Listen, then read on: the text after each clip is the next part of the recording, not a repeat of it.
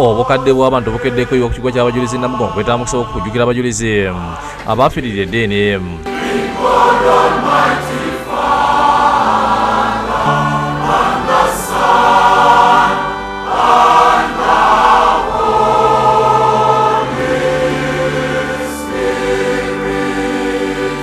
Obudde butuse kukyanga ennyiriri ezinasalikako ekintu ekibadde abakuumaddembe omulimu ogw'okubakebera.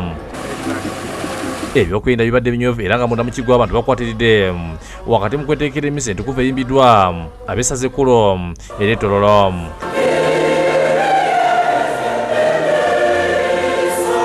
Ku nsaawa nnya bafulumya ekereziya yabbulwamu Kalooli Lwanga bannaddiini okuli abasoma ne bafuluma okwolekera akanyala wakati mu kuyimba ennyimba ez'eddiini.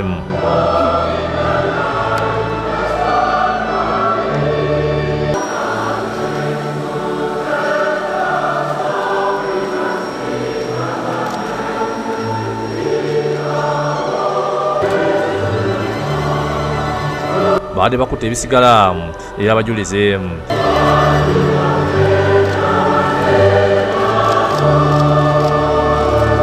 Ene bangi bagizidde mu kifaananyi ekyakoleddwa mu ekereziya ey'omujulizi Kalooli Lwanga wakati mu kuzina.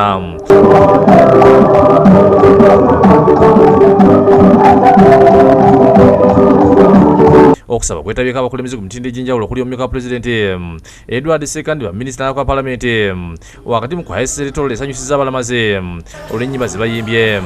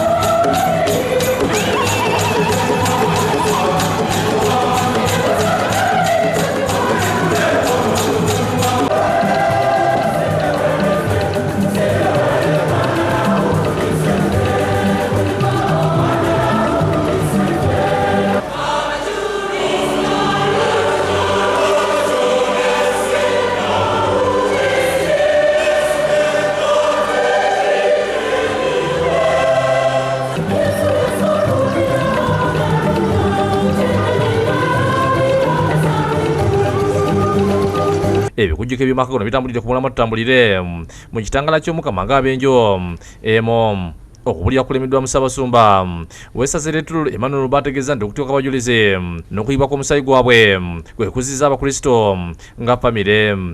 In embracing Jesus Christ, they opened the door of faith to their own people so that the glory of the Lord could shine in Uganda and on Africa. Atendeeza abajulizi nti abasinga kubona bafumitibwa amafomo nga balaba atabalaba ne batematema nga tebaliko na ntana abalala ne bookebwa ne bafuuka buli n'agamba nti bafiira mu bulumi obw'amaanyi. It was a very painful death for each one of them. The youngest Kizito, like the others, demonstrated his readiness to die for Christ on that Ascension Day.